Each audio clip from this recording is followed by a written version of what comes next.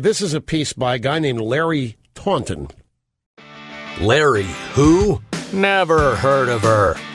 What sort of a man is he? Pick from Bama. A man like any other, but more so. Well, I thought he was dead. This is the Larry Alex Taunton Show. Let's light this candle. So welcome to the Larry Alex Taunton Show. I am obviously not Amy Beth. My name is Matt Ruff, who normally just sits in the back and runs all the technical stuff, but Amy Beth couldn't be with us. But you are Larry Taunton, and this is not our normal setup. We're not in studio. I'm at my house outside Nashville, and you're out of the country. So last I heard, you were heading off to the mecca of the secular humanists at the World Economic Forum in Davos, Switzerland. So where are you now, Larry? Well, it's good to talk to you, Matt. And yes, let me just say to our listeners that I put Matt in our producer, I put him in a rather awkward position here because, Amy Beth is not available. And I suppose I could have just, recorded this myself, done the way a lot of people do, just look into their phones or just do a monologue. But I like to have a conversation. I think it's more interesting to an audience when there's an actual conversation. And it's helpful because Matt can, he serves as a, representative of the listening audience. And so that's what we're doing here. And so, Matt, I appreciate you filling in. I am in Rome, and let me tell you a little bit about what I've been doing and why I'm here. First of all,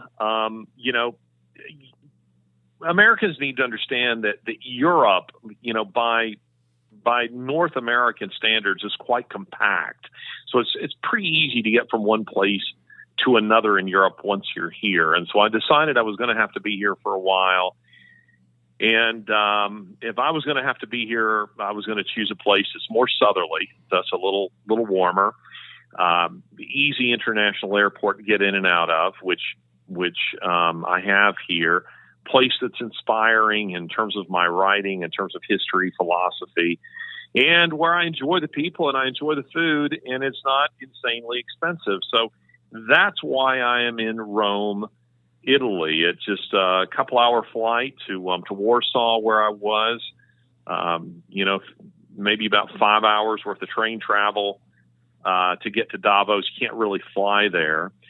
Not easily unless you're a billionaire, have your own private jet, which of course the people attending the World Economic Forum do, have that, but not me. So I ended up I flew into Rome because it was going to take me a couple of flights, 3 flights just to get to Zurich. And I thought, boy, I don't want that. I'll just take a direct flight from Atlanta to Rome and then, and take a train northward. So that's what I did. So that's where I am, Matt, the producer. Well, you say they can fly in. They actually can't fly into Davos. There's no really large airport. They have to fly into, it's not Zurich, but it's someplace still farther off, and they have to take a helicopter down if they don't want to drive. It's very much, near Davos, but yeah, they fly into the bowl and then they can't be bothered to drive. And so they then take a helicopter into Davos where they can lecture us all about our carbon footprint. And this is who these people are. They have rules for themselves. But let me tell you why I went to Davos. That is to say, why I went to the World Economic Forum. 70% of what they do at the forum, that is to say their main sessions. And the World Economic Forum, again, this is a conference, like a conference in except for the warped ideologies. The conference is like any conference you might attend for your denomination or for your business. It's a place where people come and network. There are people there trying to make contacts with other people who are there trying to sell products, people there to buy products, and then you have the presenters and you, of course, the 50 plus world leaders who attended, and then you had when I say 50 plus world leaders, I mean heads of states who were there, and you had more than 600 CEOs of major corporations who were there, more than 115 billionaires, and then roughly 2,700 attendees. People like me. Now, most of the main sessions, 70% of the main sessions, you can get online. And so I didn't really see much need for me to come to attend sessions. You can do that stuff, other ways. I could stay in Birmingham, Alabama, and do that. Rather, what I wanted to do was to come and get the experience that I could only get by coming to the forum and see the kind of people who are attending. Who are these people? What actually is going on the ground? And so by and large, what I did when I went to the forum was I just planted myself, as I've done many other times in other places. Eric Metaxas says I'm a spy, but I just went and pretended to be a WEFer. And by the way, that's what they say. They don't say the WEF, the World Economic Forum. They say WEF, the WEF. So if you really want to be an insider, it's your next soiree when these issues come up, you just say WEF. You attended the WEF. So I pretended to be a WEFer. And I sat in a coffee shop there really are no coffee shops in Davos. It's more like a 7-Eleven with some seating, and vastly, insufficient seating. So you're maybe talking 3 or 4 tables, and there, several dozen people who are looking for a place to sit. So I planted myself in one of these seats, and invariably someone would say, "Hey, can I grab that chair?" There are 4 chairs sitting around the table, and I'd say, "Yeah, sure." And then I'd make conversation with these people, which is natural. And of course, assuming that I'm another WEFer like them, they would speak quite openly about their ideas, about the reasons they were there, what they were up to. And I had a series of fascinating conversations. Okay, Larry, we've got you back. So what kind of conversations were you having with these strangers at the so-called coffee shop? Yeah, well, it's interesting. People can't resist talking about themselves. I've often told, my wife, Lori, who is, I wouldn't call Lori shy. I would say Lori's reserved. But sometimes when we go, to parties or something, she will say, "Gosh, I'm not even sure what to talk about." And I always say, just ask them questions about themselves. People love to talk about themselves, and WEFers are no different.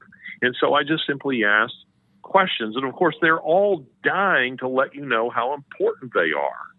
And their importance is derived from their associations.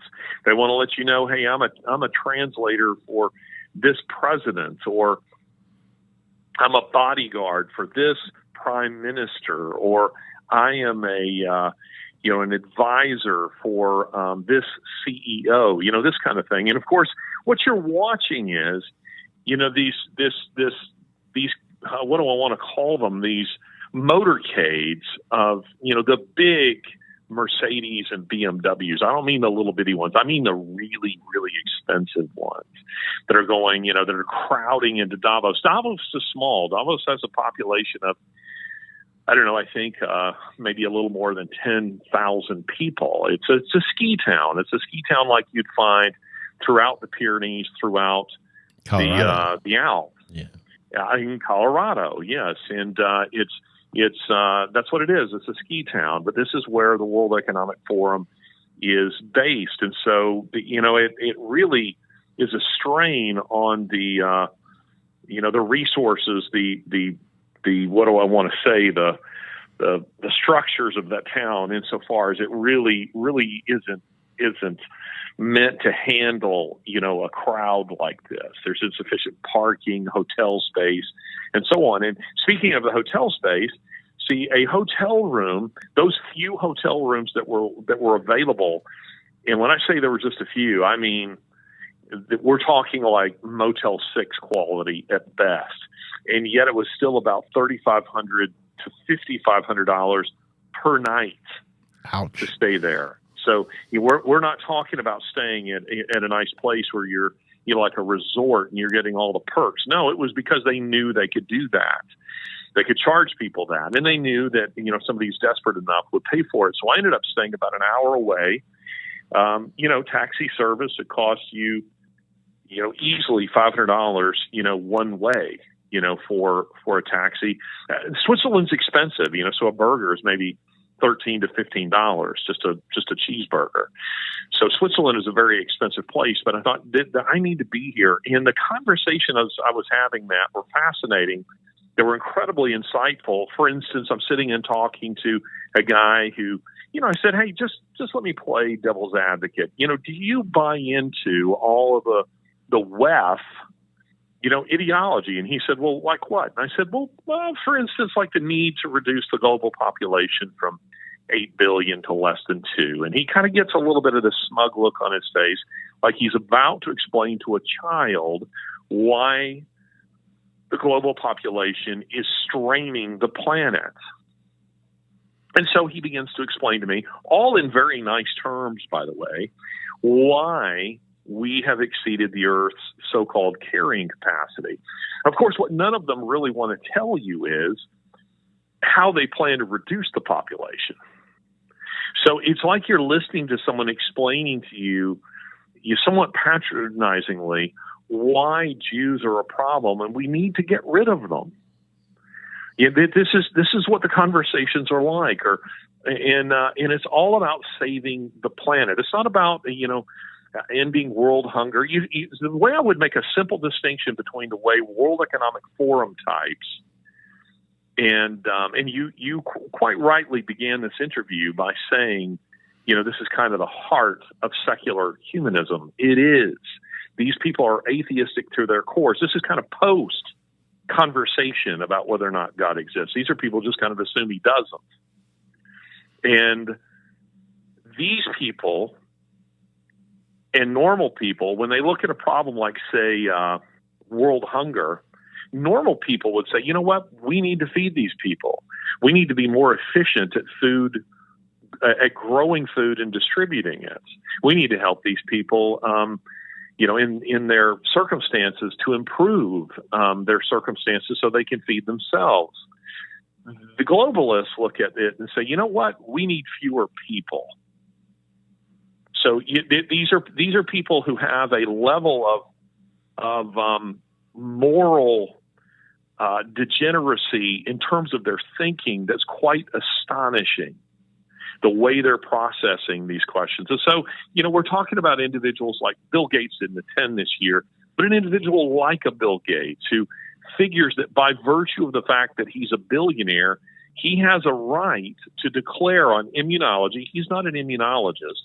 He has a right to declare definitively on climate change. He's not a climatologist. He is sure that he has a right to declare to the rest of the world how they should and will live, but he doesn't want to live by the rules that he would impose on the rest of you. And why I think this is so, and this is Klaus Schwab, this is the World Economic Forum. This is who these people are in their DNA. And what I want people to understand about this, why would I attend this? Why would I feel the need to go there? Because we have been tracking atheism for 15 years now, 16 years. We started by taking on Richard Dawkins and Daniel Dennett and Christopher Hitchens and Sam Harris, the so-called four horsemen of the counter-apocalypse.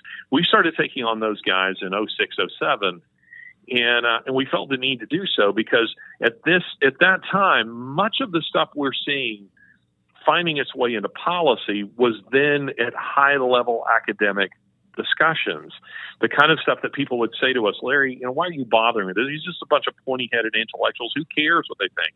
And we would push back on that and say, you don't understand. This is coming for you. So we tracked that atheism the way a hunter might stalk his prey.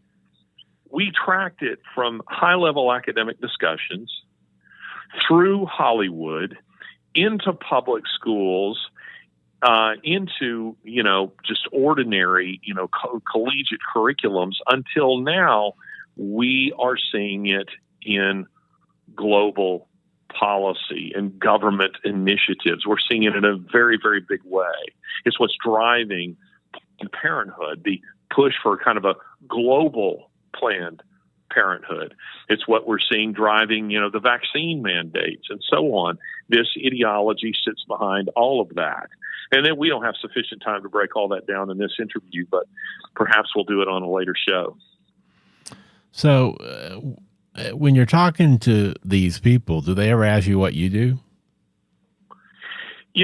For the most part, people don't. And if you think about it, Matt, they usually don't, because they're just not interested in you. They want to tell you about them. And if you can imagine this isn't like being at a corporate Christmas party. This is worse. This is being at a gathering of people who all see themselves as masters of the universe.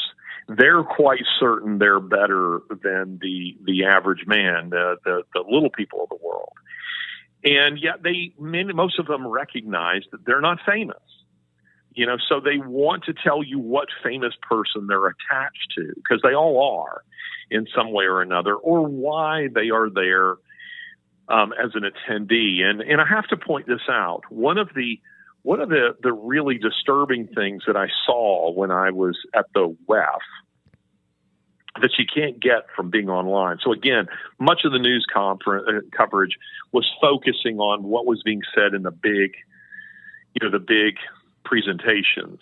So, somebody sitting at home keeping up with the World Economic Forum by watching online presentations would have a better idea of what was taking place than I did. So I was down in the minutia of, conversations with attendees and poking around the city and watching the motorcades come and go and, really getting a feel for it all. Well, one of the things that I thought was very interesting was the number of youth who were there. You see, the World Economic Forum, I discovered they have started the WEF, the World Economic Youth Forum.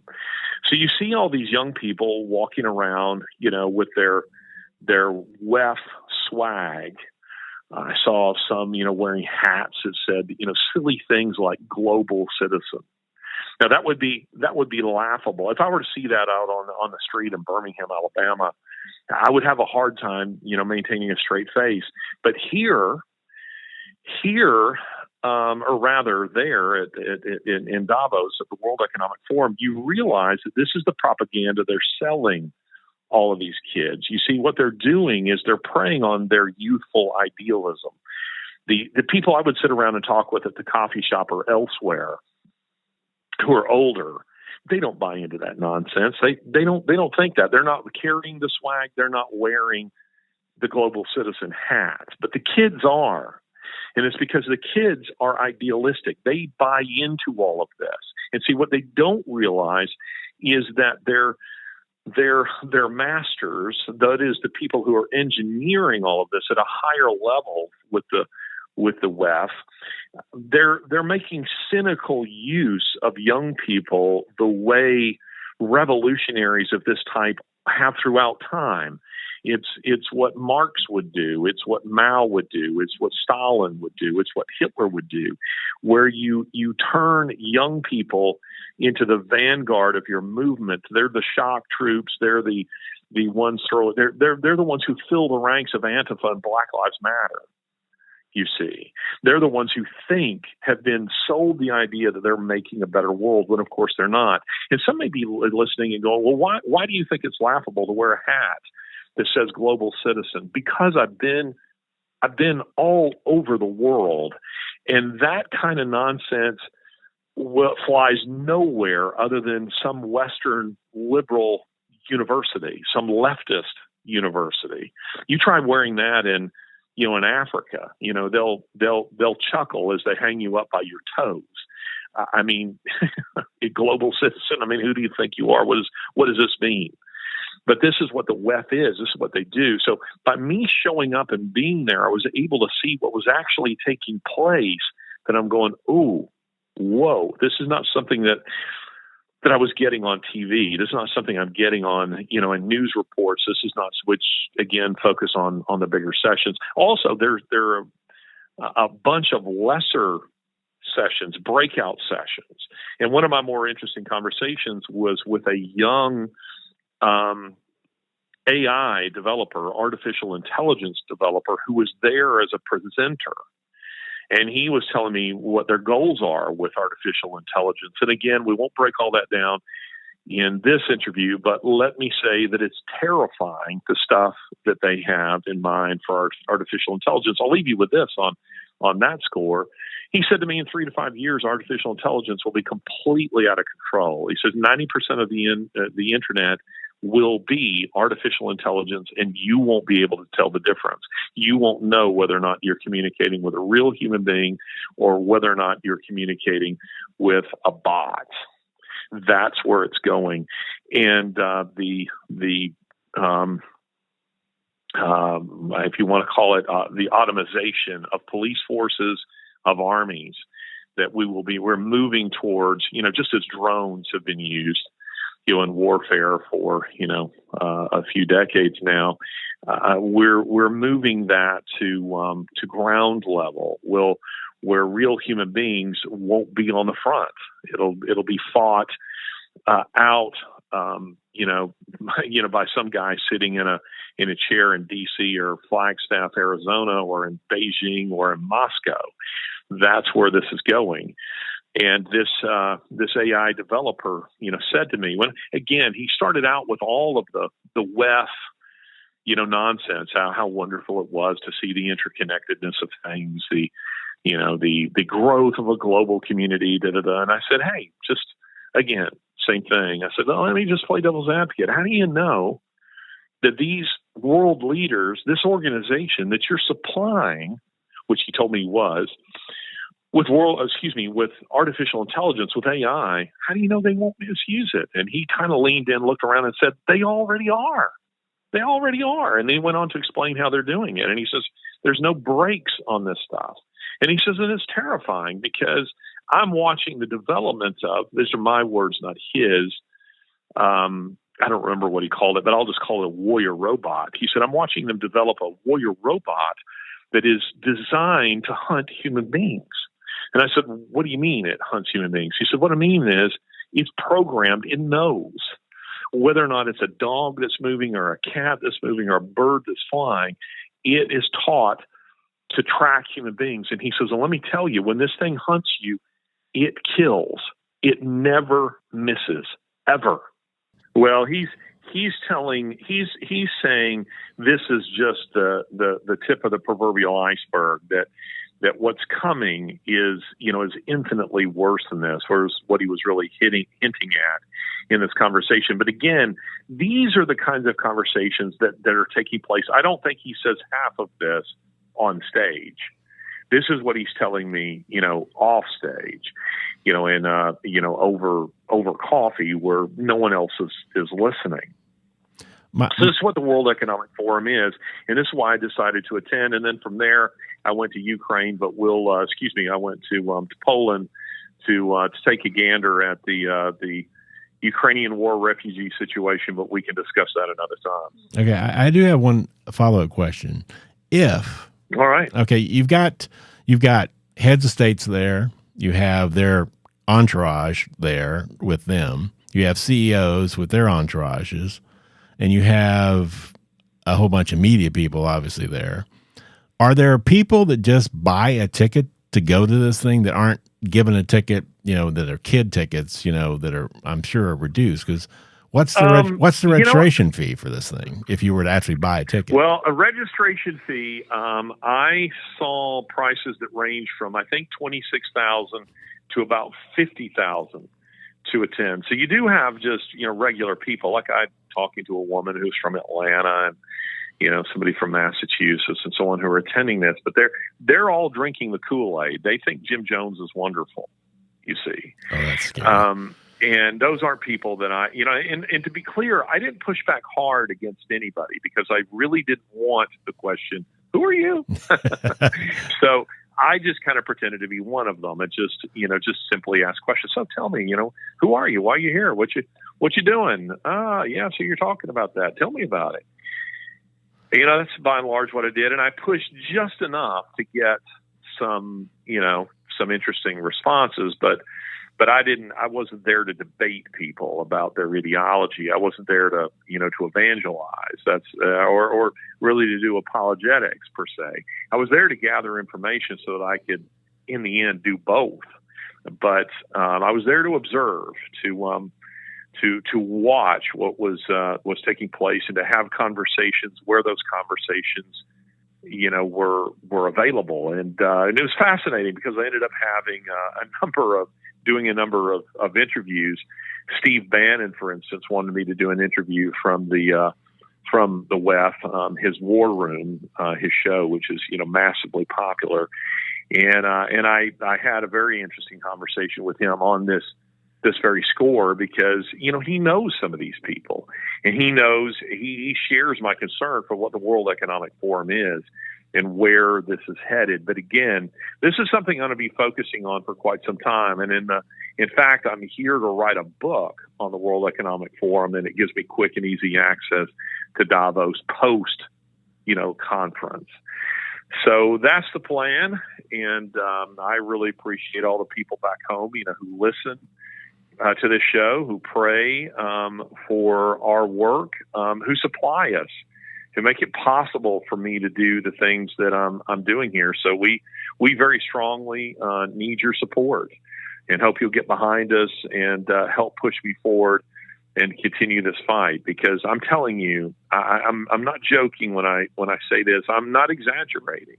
I think this is the fight of our generation. And if the globalists win, freedom as we know it will come to an end. There's just absolutely no question. And most people just haven't any idea what this is. I mean, this is a new kind of fascism, and that's on the rise.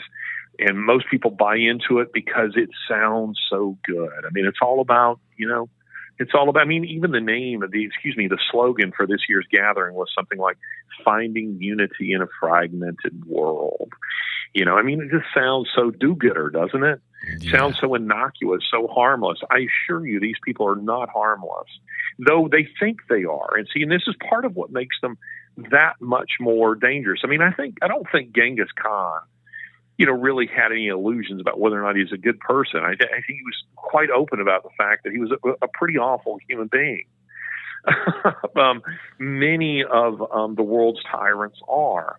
But the very worst ones are the ones who are sure that what they do is for the good of humanity. And these people are absolutely drunk with that belief. Okay, well, that's a good place to end, I think, today, Larry. It's been nice talking to you.